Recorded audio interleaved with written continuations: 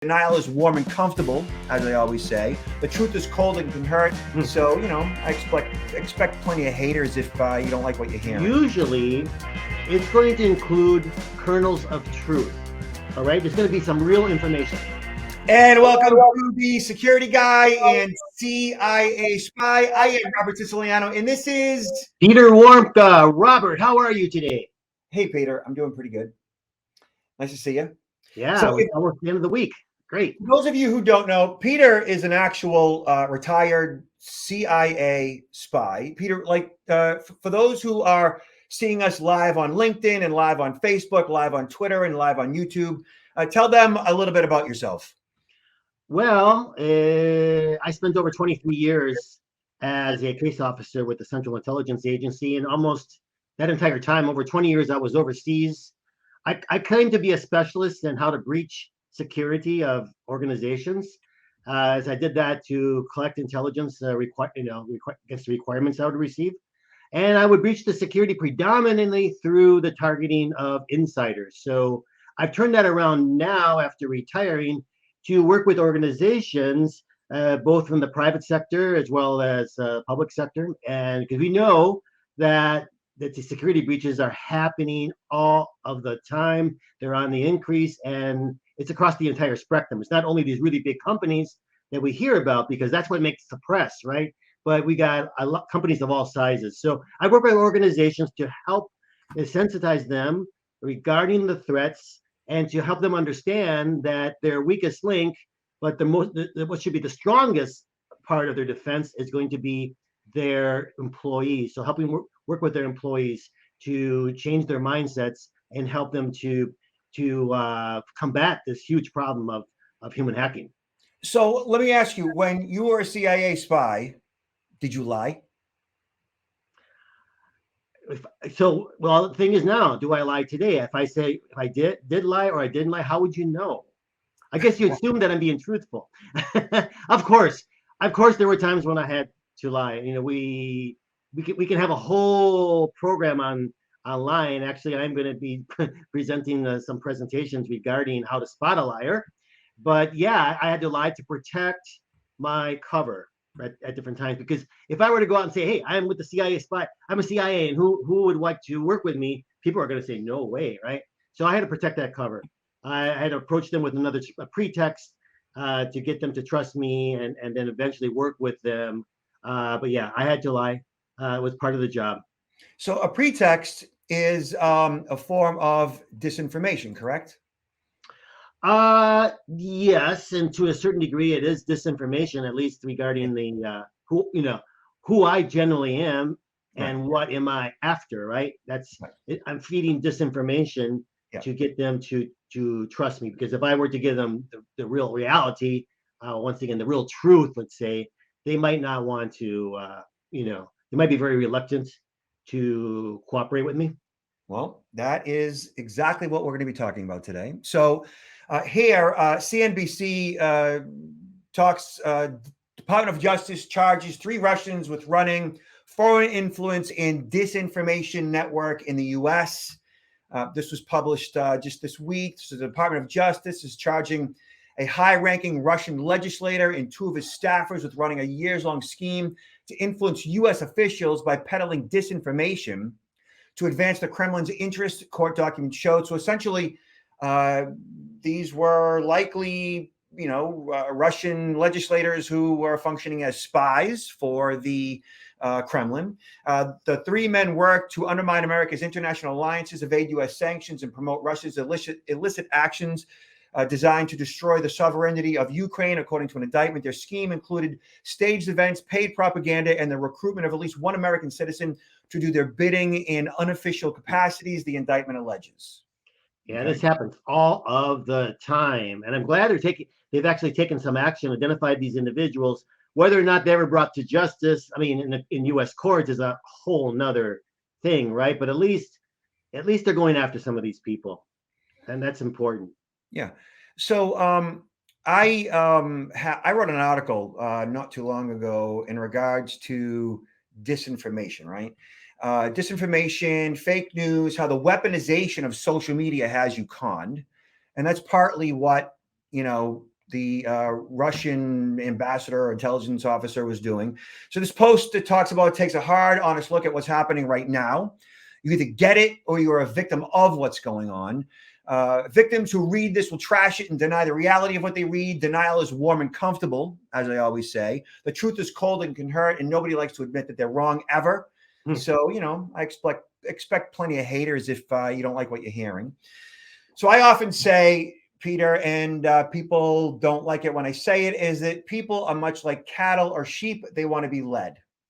Okay. So when you have a U.S. official that says and does things and people cheer that person on, and others say, well, that guy's lying or she's lying, and you really shouldn't trust what they're saying because, it's not true.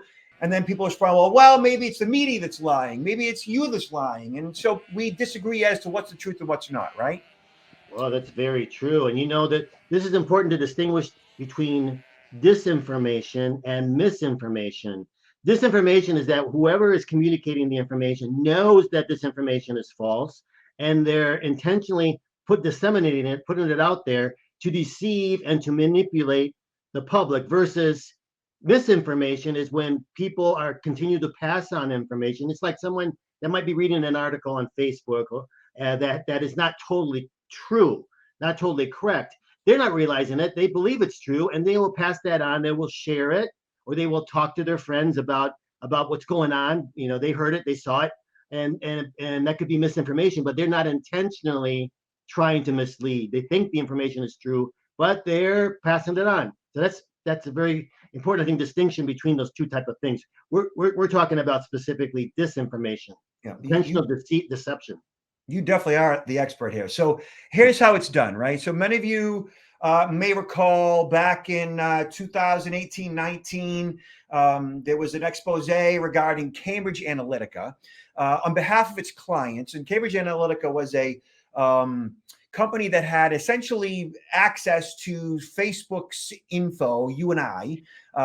They, on behalf of their clients, specifically weaponized social media using disinformation to win elections here in the US and overseas. It was first tested in third world countries when Brexit, and most recently to win the United States presidential election, as has been documented in a lot of different places. Here's a breakdown of what is believed to be the basis of how it used social influence to change hearts and minds. Goes on to say that company leaders understood that the weaponization of social media is the act of manipulating facts by spreading fake news for propaganda. This act is accomplished by a coordinated effort using viral memes, emotionally charged videos, and clickbait headlines. Mm-hmm. And I remember when I would post something in opposition of misinformation or disinformation that was being posted by others that I was consuming, and I would respond with and say, hey, this is actually BS. You need to go to this particular source, and this is the actual real information, because those of you who are regurgitating, repeating, sharing this information, in effect, you are perpetuating a lie, misinformation, disinformation.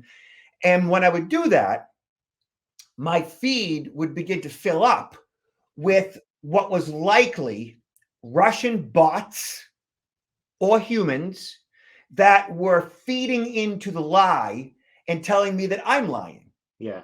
Telling me that I don't know what I'm talking about, and basically like repeating or regurgitating the lie.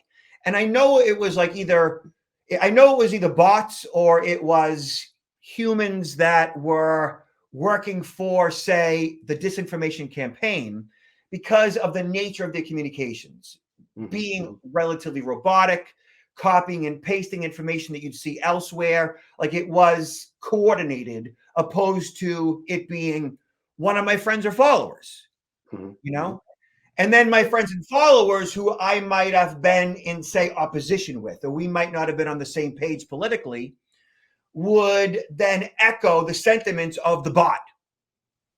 And it would just get ugly. And I'd be like, Barbara, do you realize what you're saying? That you are echoing what is being perpetrated by a Russian bot. Like, think for yourself, go to the source, like look at the actual, source of the information of what's correct versus this right wing propaganda machine that really is designed to confuse you and others like you to get you to believe things that simply aren't true. Mm-hmm. Well, it's interesting, this technique for effective disinformation campaigns. Usually, it's going to include kernels of truth. All right, there's going to be some real information, accurate information that's put out there to sort of hook the individual, because we all tend to believe in things that to be more accepted, to pay attention more, and to accept information that we already sort of believe in. If we hear something, oh yeah, that I believe in that, I've seen that, and then they will provide a number of kernels of truth, but then with mixed in with that is going to be their disinformation message. So a person will hear part of it and say, yeah, oh yeah, that's true, I heard that, and then they'll pretty much go with everything that's put in there because Right. they believe it's coming from an accurate source. So it's sort of it's an art form, really. Yeah. It's an art form and it's fundamentally a lie. So here, one of the methodologies, one of the motivations for disinformation, if you don't already know, listening audience, is to divide and conquer. That's the ultimate goal of fake news, misinformation, disinformation. The desired outcome of disinformation by its author, in this case, let's say Russia, in regards to the Ukraine, is to divide and conquer or rule the persons who are manipulated by it. Okay, so for those that are living in Russia right now, they are receiving all kinds of disinformation. The Oxford Dictionary defines divide and conquer as the policy of maintaining control over one's subordinates or subjects by encouraging dissent between them. In other words, from the perspective and motivation of the con man, don't trust them, trust me. So in the case of the Russian propaganda machine that's being perpetrated overseas in Russia, even in the Ukraine, and definitely here in the United States, you've got the Kremlin saying, hey, don't trust them, trust me. Divide, right? And even here in America, where you have the left, you have the right, you have Republicans, you have Democrats. The goal of a disinformation campaign perpetrated by Russia is don't trust Republicans, trust Democrats. Don't trust Democrats, trust Republicans, to divide us as a society so that we don't trust each other. And that's their point and purpose. That's what they want. They want us to not like each other. They want us to never find common ground. They want to separate us so that instead of being one, we are divided in half. Very, very true as a nation, but even though it's sort of interesting because the Russians are not the only ones that do this, but they're sort of the ones that have been in this game for the longest period of time and been very effective. There's a book I think I mentioned on the previous show, Robert, but I want to also mention it again today because we're specifically talking about disinformation. The book is called Active Measures: How the Secret History of Disinformation and Political Warfare, written by Thomas Rid. Really, really, really, for anyone interested in the topic, I highly recommend it because it goes back at analyzing when the KGB established a special directorate to focus specifically on what we call disinformation, but also referred to as active measures. And it was very much focused at that particular time on how to sow divisions between the United States and its allies, Western, Germany, France, and other allies, to basically try to weaken the allies, and then eventually try to weaken NATO, right? Try to weaken the NATO states, the relationship. And they continue to do that. So they've been at it for a long time. And there's in this book and other publications, there's a lot of case studies that really get into detail about how they have been doing it, which is pretty relevant today. And you're mentioning how trying to divide a society. And yeah, we've seen a lot of this over the last couple of years in the United States in a variety of topics, right?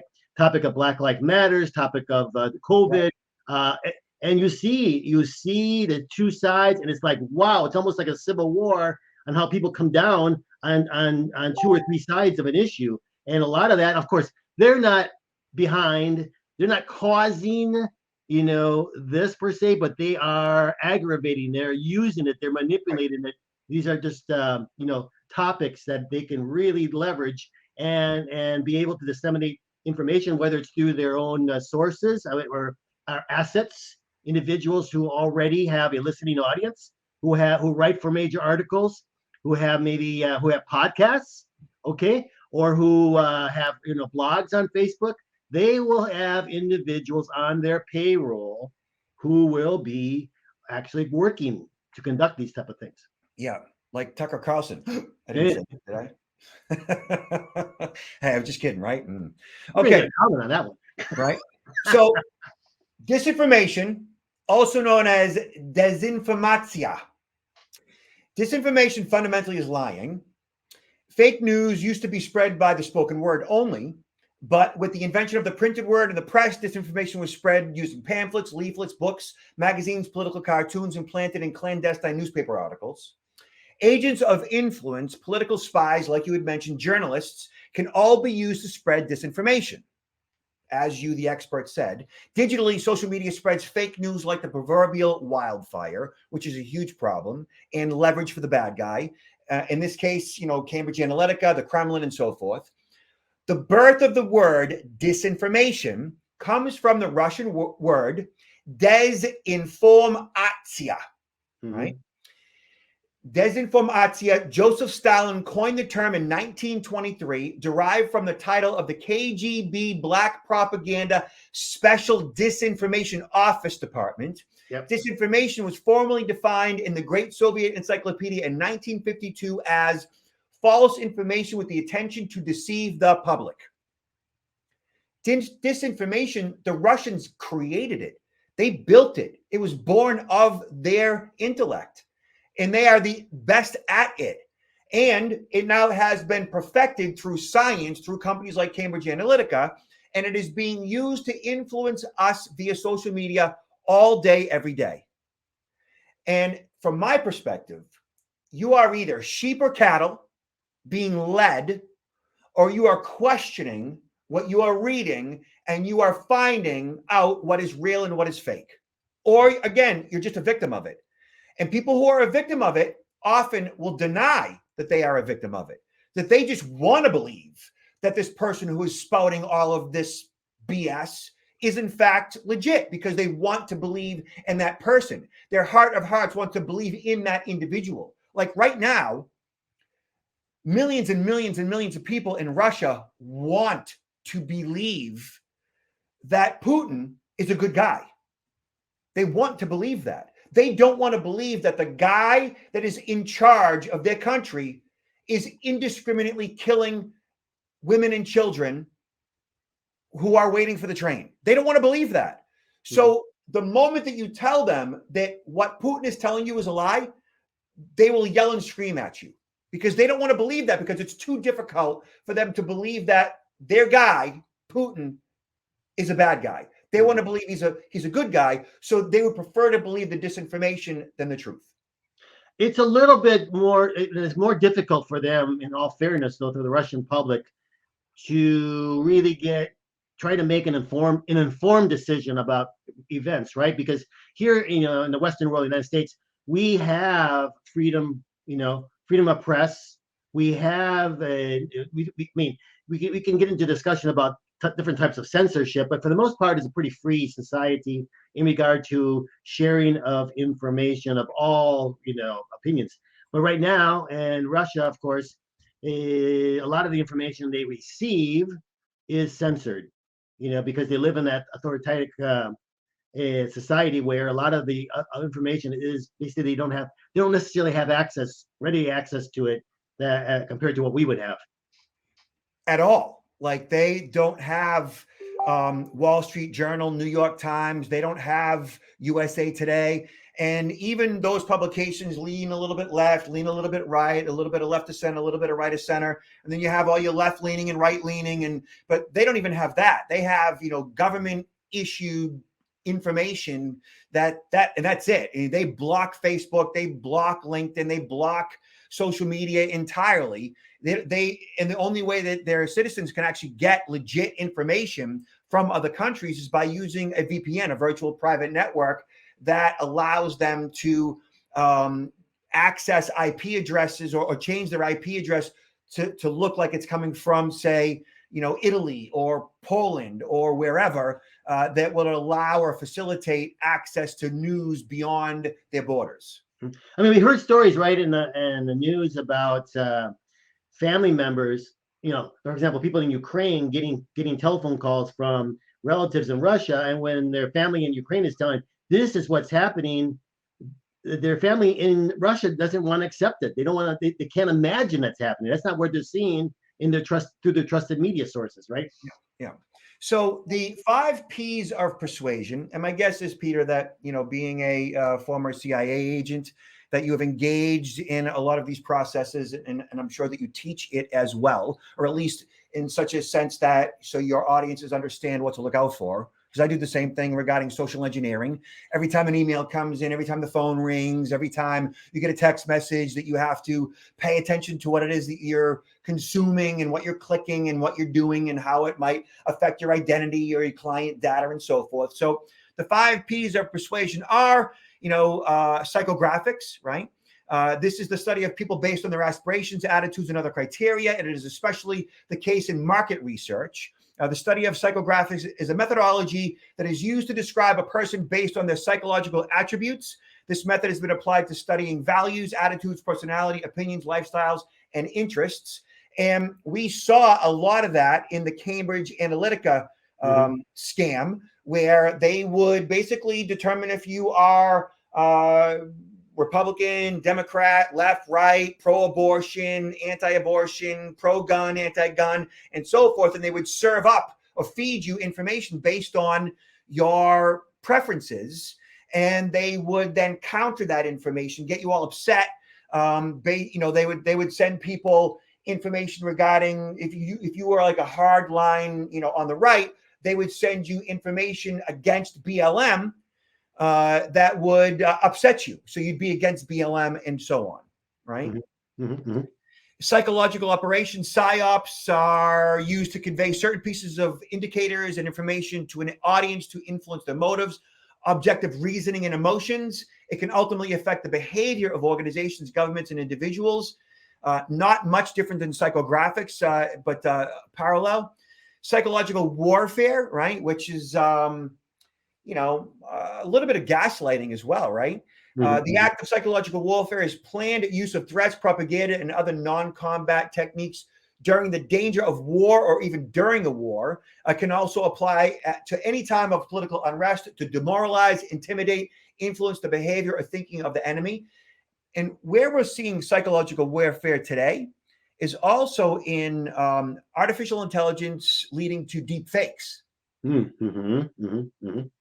Yeah, that's a growing topic, and it's just starting. It's just starting, but it's going to really, really, as the technology advances, it's an incredible tool for good and for evil, really. Yeah.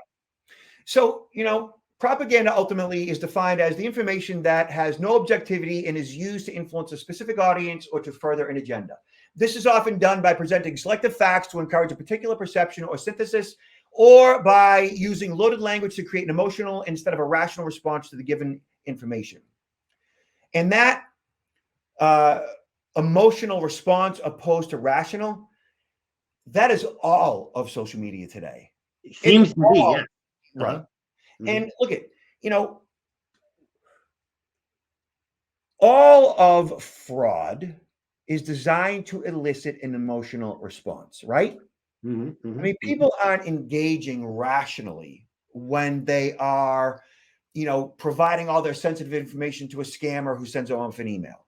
They're engaging emotionally because they don't want to get in trouble, or they think that it's going to benefit them in some way, or when they get involved in a romance scam, they're not doing it because they're rational. They're doing it because they feel a sense of what they think is love, but really it's wanting and needing and belongingness, and it's all emotional, right? It's passion. And so disinformation, misinformation, all ultimately is to elicit an emotional response. Yeah, you're absolutely right with the passion, and especially with these romance scams, right? Because you see so many cases where, oh man, I'm hearing about this every day, and from people from all levels of society to even corporate executives, individuals that have started companies and are worth millions of dollars, and all of a sudden they get caught up in a romance scam, and they believe that person, and even if something that we had a call recently from a son of one of these executives who got sucked into this, and he's just really concerned. He just sees this guy just spending all kinds of money, and he's trying to rationalize with his father, but his father doesn't want to hear any of it because the father doesn't. He is absolutely sure that this is all legitimate and he's in love. And you're right, it's the passion, and they don't rational. They don't. It's hard to rationalize with them. And he does not want to think that the person who he has this relationship with virtually is in fact some guy wearing sandals in a hut in Ghana. Nobody wants to think that they've been scammed. Nobody wants to be called a victim. Nobody wants to consider themselves being vulnerable, right? Right. And then so they dig their heels in and they take a even harder line stance, and they will argue their position, which doesn't really solve anybody's problem.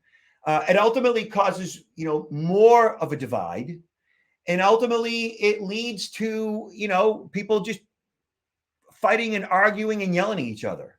Whereas if you just kind of step back and say, well, maybe I am wrong. Maybe I, didn't make the right choice. Maybe I didn't consume the right amount of information or the right information. Maybe I, need to look at a different perspective here because maybe whoever's trying to tell me something might have a valid point, and maybe I should think about it and listen to it. Yeah.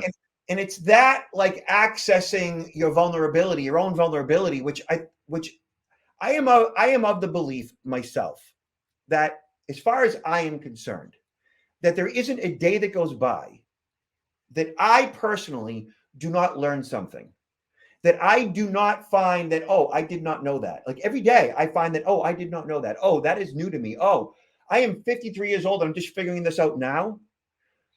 And I think that the moment that you in your life say, I know everything, that I'm pretty sure that I've got this whole thing figured out, that life, it makes total sense to me, and I've got my opinions all wrapped up, and there's nothing you can tell me that I don't already know.